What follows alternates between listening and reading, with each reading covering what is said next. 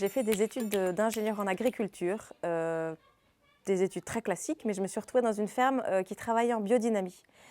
Et en fait, ils m'ont fait vivre quelque chose que j'avais très peu vécu dans ma vie, c'est qu'ils m'ont fait vivre une expérience incroyable qui a fait sens pour la première fois de ma vie. Et, et je me suis dit, c'est des humains vraiment intéressants. Moi, j'avais beaucoup réfléchi à la pédagogie parce que j'ai été très bonne élève dans le système classique, mais je me suis ennuyée toute la vie. Je me suis ennuyée et j'avais l'impression qu'on ne me voyait pas vraiment parce que tout le temps, j'avais des compliments dithyrambiques des professeurs. Elle travaille super bien, élève sérieuse, doit travailler à fond à la maison, ce qui n'était pas du tout vrai. Et moi, je suis passée à travers des mailles, comme ça, toute ma vie, jusqu'à ces études où, n'ayant jamais vraiment pris l'habitude de travailler, c'était vraiment difficile. Ça faisait pas sens, en fait, ces études-là, scientifiques, pures et dures. J'avais besoin de compréhension, en fait, du monde. Et là, dans cette ferme, on m'apporte une vision de la vie qui me paraissait tout à fait pertinente.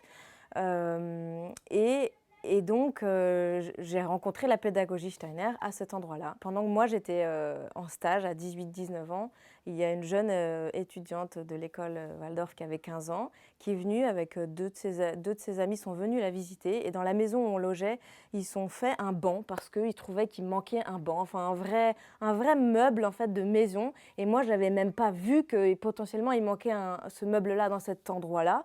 Et donc tout de A à Z m'a complètement espantée de ah ouais, donc vous voyez plus loin que ce qu'on vous propose en fait. Et j'ai senti ça toujours, ça s'est renouvelé cet étonnement de voir ces personnes qui en fait ne s'arrêtent pas de ce que le monde leur propose ou de ce que on leur dit de ce qui est bien. Moi, en fait, j'étais carencée de travaux manuels. J'adorais ça, mais je vivais pas ça dans mon quotidien à l'école. Et la matière intellectuelle était pas vraiment une nourriture parce que j'arrivais à faire du recrachage de perroquet, mais sans vraiment que ça passe par une expérience vécue. On se retrouve à 18-19 ans propulsé à devoir choisir un métier, par exemple, et on s'est jamais posé la question de qui on est, qu'est-ce qu'on veut, qu'est-ce qu'on aime, c'est quoi nos passions, c'est quoi notre couleur. Je fais la formation pour être professeur et on nous renvoie ça de ne pas chercher à emmener les élèves vers nous ou vers ce qu'on a envie qu'ils soient, mais d'être comme un chercheur d'or qui va chercher en fait quelle brillance, quelle lumière chaque élève porte et d'être beaucoup dans l'observation et pas dans le jugement, ce qui était pour moi le monde à l'envers. On a passé ma vie, alors que moi j'étais en plus du bon côté, de l'élève, des bons élèves. Mais j'imagine la catastrophe chez des cancres pour qui on leur a dit t'es nulle toute la vie. Moi, on m'a dit t'es bonne. Et quand même, j'ai senti on me voyait pas, même si j'étais bonne élève. Je fais la formation pour être pédagogue Steiner et donc on nous fait vivre les choses. Donc si on nous dit le professeur doit être artiste, on ne nous dit pas le professeur doit être artiste, on nous fait faire de la peinture, on nous fait faire de la poterie, on nous fait tailler du bois, on nous fait suer dans le sens transpirer, donc c'est un grand bonheur pour tout le monde de peindre. On se retrouve à faire des choses que on peut entendre, oui, prenez du temps pour la créativité, mais en fait, là, on nous offre ce temps de le vivre vraiment et de pas. Bien sûr, c'est condensé et il y a plein de contraintes liées au fait que plein de gens travaillent en parallèle, mais on nous fait vivre le plus d'expériences possible pour ne pas proposer aux élèves des choses que nous-mêmes n'avons pas fait. Comment on peut se permettre de critiquer ou de juger ou même donner des conseils à un élève si nous-mêmes, en fait, on n'a pas rencontré cette difficulté. Et j'entends souvent que au moins on est bon dans quelque chose et au plus on va avoir ce regard pour celui qui est en difficulté. Et ce qui me passionne dans cette pédagogie, c'est ce lien au groupe. Et j'ai pu poser une question à une professeure dans un de mes stages où je lui disais « Mais tel élève qui est super bonne, est-ce que ça ne va pas l'affaiblir de pas avancer aussi vite qu'elle voudrait ?» Et elle m'a répondu que cette élève, elle s'en sort, elle a une intelligence, une rapidité d'esprit qui va faire que c'est pas parce que je vais pas la booster plus qu'elle va pas s'en sortir, elle va peut-être faire des grandes études, mais en fait là ce que je veux lui amener c'est ce lien au groupe et au regard.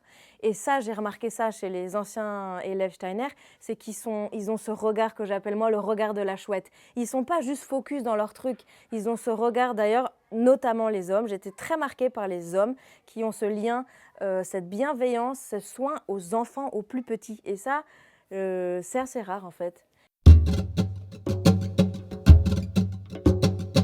J'ai plein de blocages de « ah non, je suis nulle, j'abandonne ». Et je vois qu'ils n'ont pas ça, et mon compagnon est ancien élève Waldorf, et elle me dit « mais non, c'est pas que tu sais pas faire, c'est que tu n'as jamais fait, mais fais-le, puis tu vas apprendre ». Et je vois qu'il ne sait pas un truc, ça va jamais l'arrêter.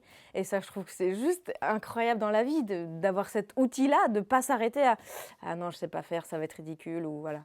Ces personnes-là peuvent traverser des choses dramatiques. En fait, ils ont toujours une espèce de joie profonde et d'optimisme qui les fait être toujours en mouvement.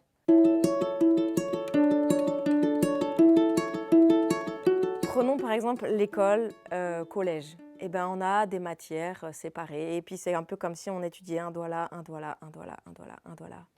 Et en fait, à aucun moment donné, on nous dit mais ces doigts, ils font partie d'une main et il y a un sens à tout ça. Et l'anthroposophie, c'est comme si elle amenait un regard personnel, parce qu'en fait, chaque personne qui nous apporte quelque chose, il n'y a pas d'écrit de l'anthroposophie. À chaque fois qu'on a un professeur en fait dans la formation qui nous propose une vision, qui nous parle de l'histoire de l'art, qui nous parle de la zoologie, vient avec ce qu'il est lui vraiment. Et on n'a pas un dossier avec, il n'y a pas des écrits qui nous disent, qui nous dictent.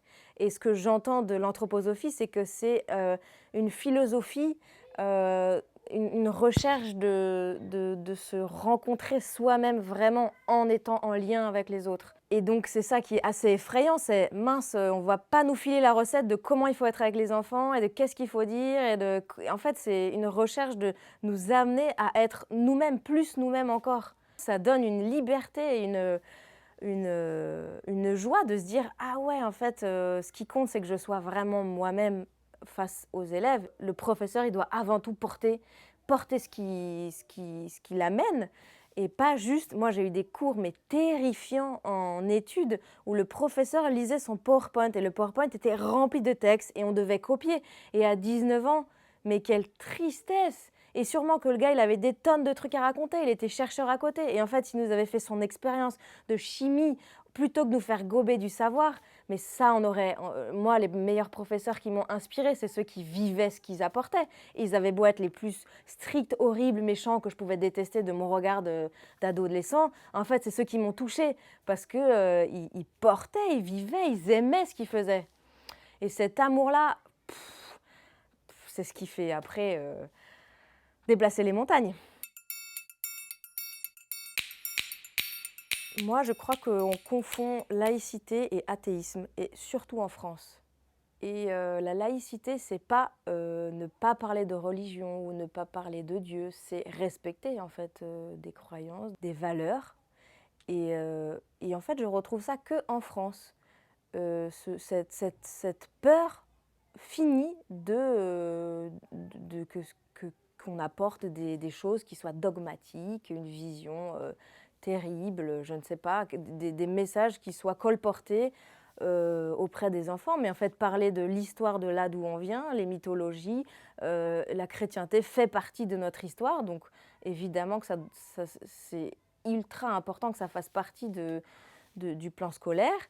Et chez les tout-petits, on a besoin en fait de vivre des choses de l'ordre, pas du religieux, mais quelque chose où on sent en fait qu'on n'est pas juste de la chair et de l'os, mais en fait l'amour c'est invisible. Et pourtant, il y a de l'amour. Donc, quand on fait une fête de la Saint-Martin et qu'on se balade avec des petites lanternes, on peut dire « Ouh là là, c'est très effrayant, qu'est-ce qu'ils font ?»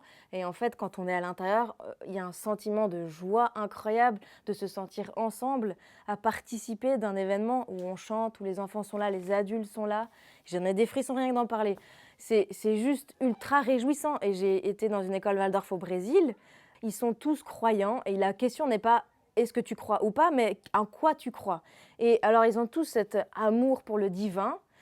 Ils ont tous des tas de religions complètement, certains, très extrêmes et d'autres, c'est tout un mélange de choses. En tout cas, ils ont cette foi, mais débordante et donc une école, Waldorf où on parle de Dieu, il y a pas de problème. C'est crème, c'est normal et je pense qu'en France, il y a un gros problème avec ça et donc il y a une espèce de chasse aux sorcières. De toute façon, tout ce qui est alternatif en France, on essaie de couper les pattes à tout ça. Donc j'ai l'impression que oui, les écoles Waldorf, on va taper sur, ce truc-là ésotérique, ils font des trucs bizarres avec des bougies et ben, moi, en fait, je trouve qu'on devrait plus assumer ça parce que je trouve que c'est ça qui fait la magie de cette pédagogie.